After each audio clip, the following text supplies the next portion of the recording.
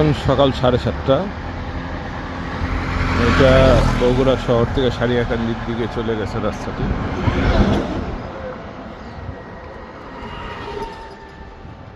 ঈদের ছুটি হয়, গাড়ির সংখ্যা কম, বিক্ষিপ্তভাবে দু একটি গাড়ি ছুটাছুটি করছে। সুন্দর রাস্তা, সুন্দর আশেপাশের পরিবেশ। আজকে সকালটা আমি এই পথে হাঁটার জন্য বেছে নিলাম।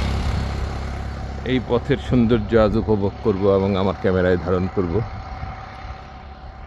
এই যে তাল গাছ কতগুলো দাঁড়িয়ে আছে এক পায়ে।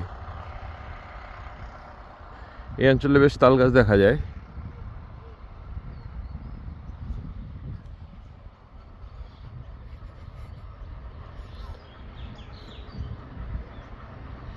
কৃষকরা ব্যস্ত।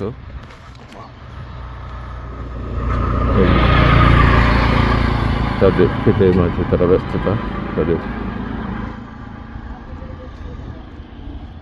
এটা একটি সেতু, ছোট সেতু, হয়তো 30 মিটার হবে।